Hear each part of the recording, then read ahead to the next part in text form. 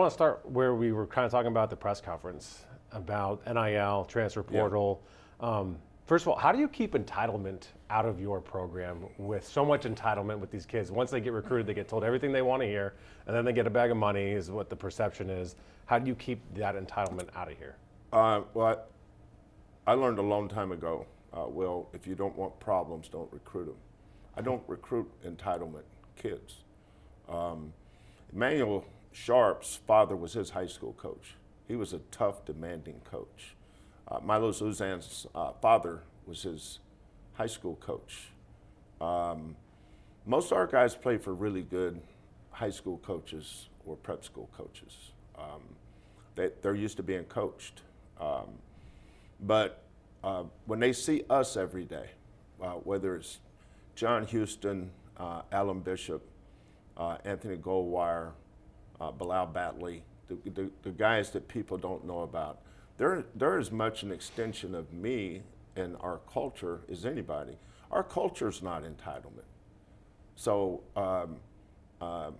there's no way that I recruit a kid unless I know that he'll buy in to the way we do things here. But because of the success of this program, every kid that we're recruiting knows exactly what it is he's getting into. You know, they research us as much as we research them. And then when we're recruiting a kid, you know, a lot of times you'll see, you know, people get excited about how many stars a kid has. I could care less about that, and I mean that sincerely. That has never moved me. Marcus Sasser had 2 scholarship offers, us and I think Colorado State. Jamal Shedd came down to us and I can't remember if it was UTEP or maybe Colorado State. We liked them. Mm-hmm. We thought they'd be great fits. So we don't sit down and have a community meeting on let's go recruit this kid, let's recruit this kid. I heard he was pretty good. I mean, I saw him play. So are you able, when you go recruiting, you know right away if they're going to work in your program or not? No, or are they? No, not right away. That's why you call it evaluate. Mm-hmm. Don't confuse evaluation with recruiting. I evaluate before I recruit. I evaluate to see if I want to recruit him. Then if I decide I'm going to recruit him, then we recruit him. So Kellen is really good at that too. So is Qantas, so is KC. Those are our 3 main recruiters. They know exactly what it is we're recruiting to. So we know exactly what it is we're looking for. It's not a coincidence that over the 10 years we've been here, and our top 10 players, only 3 have transferred. And that's because of evaluation. You're never going to be perfect in recruiting because it's not scientific. You know, there's so much subjectivity to recruiting. That's why you have 2,000 kids in the recruiting portal every year. Kids leave just like that now. But we have eight of our top 10 back, 4 starters back. And that's a shock to everybody but us. Do you think the system with NIL and the transfer portal is as broken as it's perceived to be broken from the outside? Like on social media, it gets torn apart, but in talking to you and talking to some other people, it doesn't seem as broken as much as it needs to be kind of finagled a little bit. Yeah, I think it's so new. And it's like a shock to the system. Mm-hmm. It's like taking a pacemaker and putting it in your heart. You know, I've still got the same heart, but there's something new in there, and it's going to take me a while to get used to it. You know, I get up in the morning, I look in the shower, and I got this big scar here that, God, I'm just not used to that. And then my heart feels funnier because I got this little buzzing, beeping thing going on in there sometime. So, you know, we got this thrust upon us. We didn't ask for this NIL thing, but it's here. And I don't sit around and say, is it good or bad? I adjust to it. That's the only way that we can do it. People on the outside don't know what you don't know. You know, it's like the people in the arena. That's one of the great poems of all time. But the coaches and players and staff, people that are involved with the NIL program and process on campuses, we're constantly evolving. You know, 5 years ago, there was no NIL. Mm-hmm. So when it started, I had no idea what to do with it. I didn't know what it was. And then I had, you know, the coaches that had failed at it didn't take it serious. We took it serious. we knew that we had to get ahead of the game on that. We started having meetings right away with key donors about this, the way this was going. And I knew because our budget was in trouble that we weren't going to get a lot of help from the university. So if we were going to make it in this NIL wilderness, you know, we were kind of like Lewis and Clark, right? You know, we get to Cincinnati, get on the Mississippi River, Missouri River. We don't know where we're going, but we know we're in the boat, and it's got to keep going. There's going to be turbulence. There's going to be all kind of things that's going to get in our way. But we have to figure this out, and every year we've gotten a little bit better understanding, but we're still learning. We don't have all the answers for the NIL right now because it's every year. You know, last year we took 2 guys in the portal, LJ and Damien, 2 great young men, come from great families, which is really important to us because you have to have character and maturity in your base to make it here because we're going to put you through some adversity. And then LJ came back, Damien transferred to Pitt, which is a great fit for him. And then we brought in Milos Uzan, who is the only portal guy we brought in this year. But you still are using high amounts of NIL because of player retention. You know, most guys, you know, everybody says, well, the transfer portal will start in March after the first round or second round. No, it doesn't. Transfer portal starts November 4th. Because you're going to have a kid, his very first game, that's going to get upset, and he's going to start talking, and they're already start looking. I started getting calls about kids interested, making sure we knew this kid was going to be available last year, the first week in December. This kid is going to be available, and you're one of the schools he really likes. Everybody's going to start getting those calls early. So transfer portal will start when everybody's first game is. So when you're starting to get into this NIL deal from a guy that's been in the NCAA since the 80s, and you couldn't put like cream cheese on a bagel type of deal, now it seems like you can do almost anything. Are you terrified? Are you nervous? Are you like, there's just no way we can do this? Like, is it nerve-wracking for you? Not at all. Because you've seen like crazy rules, and now there's no rules. You just adjust to it. You're an observer, and I'm actually working in the space. So you're part of the I don't know what I don't know crowd, and you'll never be fully educated unless you're doing what I'm doing. It's like coaching. Everybody can coach until you have to. Then you realize how hard it is. You know, the NIL space to me is, and I try to simplify everything, whether it's what I'm teaching, how I go about my daily life, mentoring kids. You just keep things simple. Here's the rules that we have, okay? We're going to do the best we can within those rules to maintain our program at the highest level. I don't sit around and ask questions or think of scenarios where it would create panic or worry. I don't worry about those things. We talked about this a couple of weeks ago. You used getting NetJet hours as an example of Houston needing to take the next step to become a Big 12 school. You're a Big 12 program. You've won the Big 12. What's the next thing that Houston needs to do to become a Big 12 school now? And I think we're doing it. You know, I've had meetings with Tillman, President Couture, Eddie Nunez about increasing the budget and trying to level the playing field. We're so far behind the other schools. You know, because of our success, people think that we have everything we need. Now, we're a long way from that. That doesn't mean that we're not going to get out there and scrap and claw. I'm used to doing more with less. I was at Montana Tech. I was at Washington State. They nurtured me on doing more with less. Now, some of the other schools, like Oklahoma and Indiana, were resourced at the highest levels, every sport. We're not like those schools. You know, we have some really good coaches here. I mean, some outstanding coaches that are doing the same thing. I think the areas that we need to improve in is dialogue, communication, making sure we're on the same page with what we have. You know, you try to take a dollar and make $5 out of it. Okay, that's what we're going to do. Makes no sense to complain about it. That's who we are. You know, we're a long way from being a Big 12 athletic department, but we're working toward that. We have a plan to get there, and I'm going to do everything in my power to help our athletic department be the best it can be.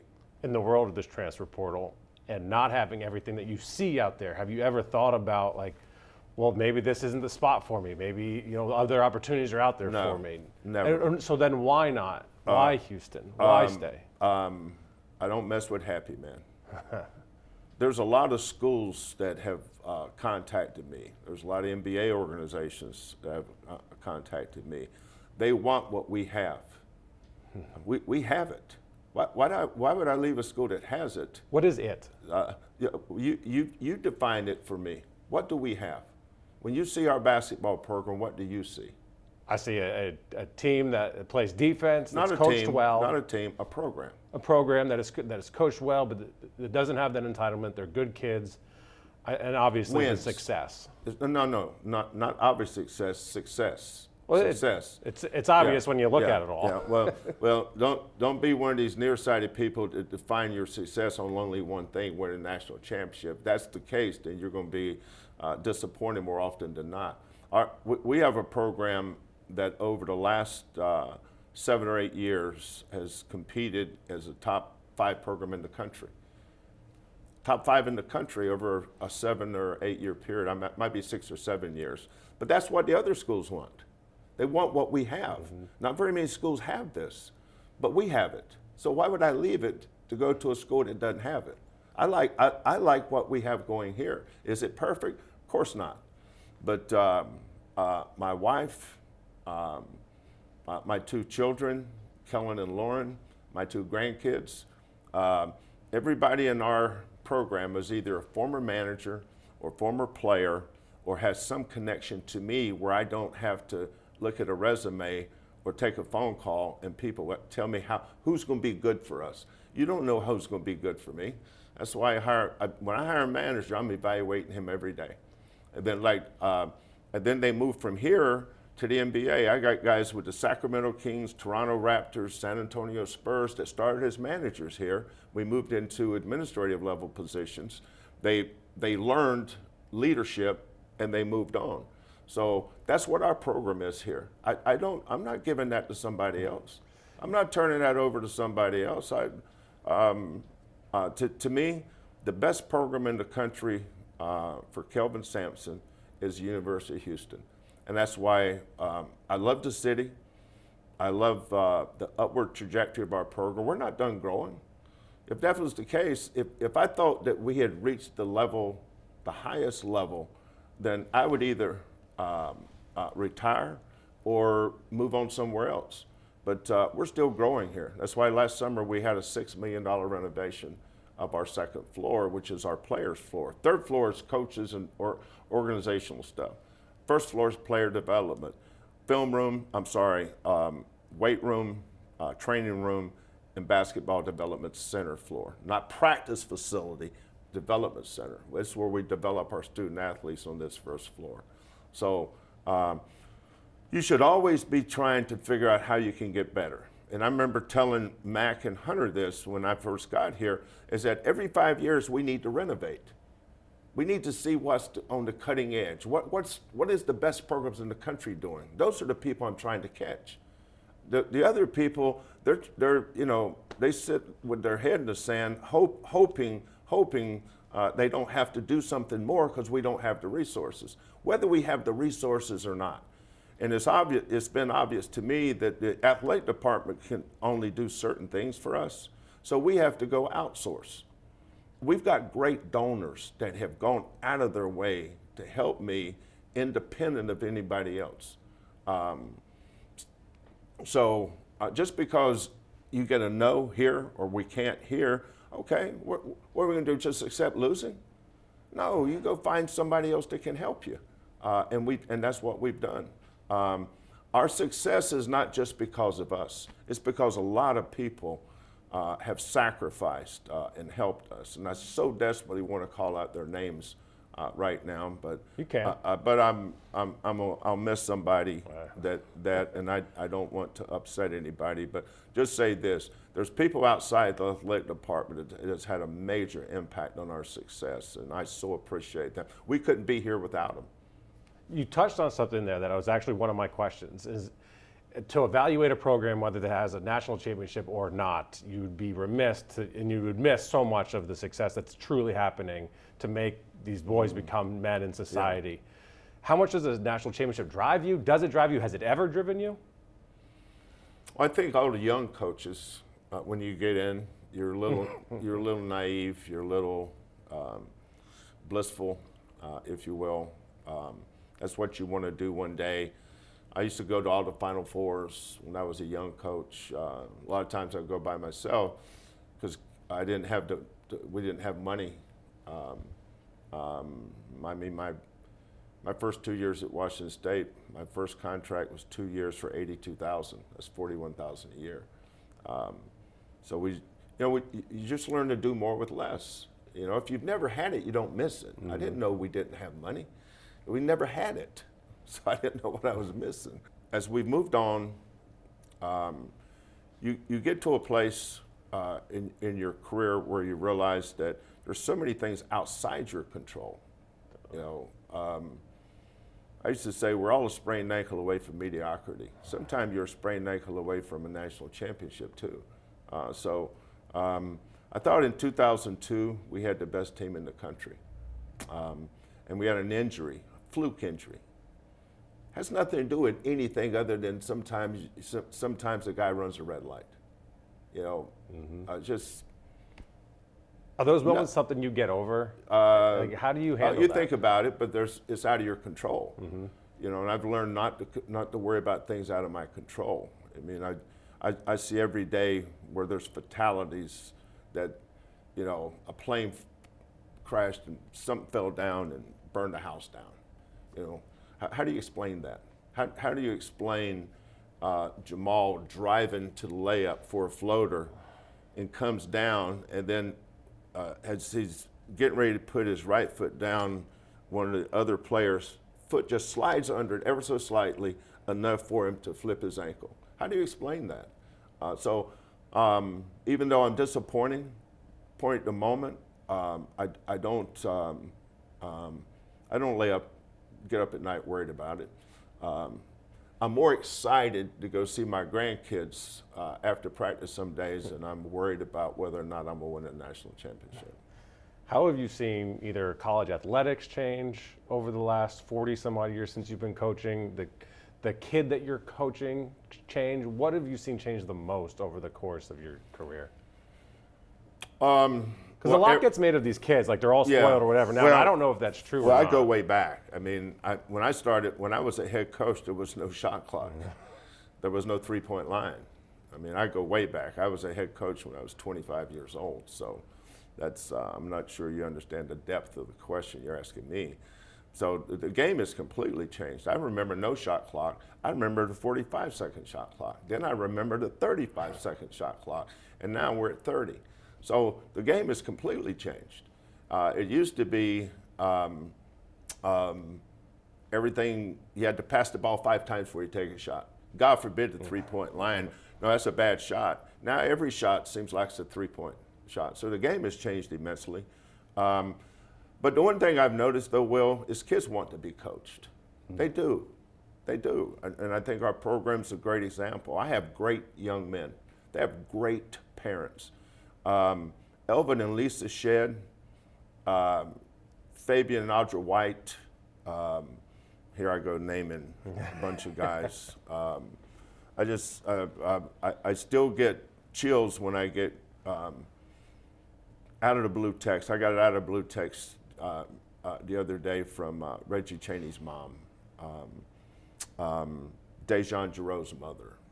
Dejon Giroux texted me this morning. I mean, I hear from the former players, but the relationships that we build within here develop into friendships. And we just got a commitment from a kid whose father played major college basketball. And he said, I wish I could have had the relationship with my head coach that your kids have with you. Because I see how you coach them, and then I see how you treat them. And then that's the thing that gets untold, is you have a relationship with them that's built on respect. And I say, well, when they get here, and if I told them to run through a brick wall, some of them would say, nah, dude, you crazy. And then by the time we get to July, they'll say, Coach, can I get a running start? So I think consistency, consistent standards, expectations that are built around them succeeding at the highest level for them too. I want all our kids to make enough money that they can support their families one day. And they can here. Josh Carlton and Fabian and Justin Gorham, Devin Davis, Rob Gray. I've got so many guys playing overseas that's making well into the six figures. And I'm always on them about how much they're saving and how much they're putting away for that day that ball goes out of that air goes out of the ball. So I'm staying in touch with these guys, making sure they're planning for the future. It's like one day I won't coach, and I'm planning for that day right now. I don't know when it is, but I'm not going to all of a sudden wake up one morning and say, that's it, what we're going to do tomorrow. I'm going to have a plan for that. So when they come in here, their plan is usually built around our staff. But when they leave here, they have to learn to plan for themselves. And as coaches, you're constantly teaching and preparing them for those moments. How do you assess your future, like year after year? Do you do it after every single season? Like, do you still have that fire? Do you still have the want, the desire? Like, how do you personally go about that? Yeah, I haven't evaluated any of that yet because I haven't thought about it. You know, I just turned 69 years old. I'm not going to coach forever. You know, most of my guys I grew up with in coaching, most of them aren't coaching, but, you know, Tom Izzo and I were both grad assistants at Michigan State. He's still there. I left. But, you know, Tom's still coaching, Rick Barnes still coaching. Bill Self and I coached against each other in the 80s, early 90s. He was at Oral Roberts when I was at Washington State.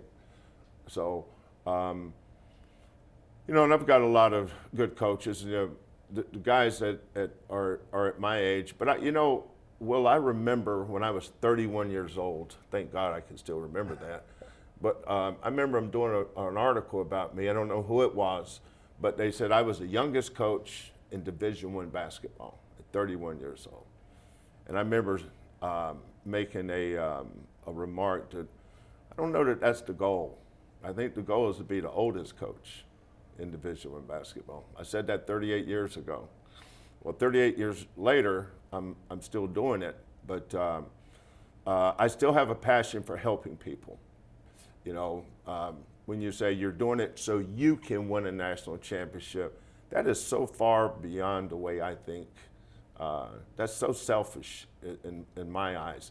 I'd like the University of Houston to win a national championship more than I would like me.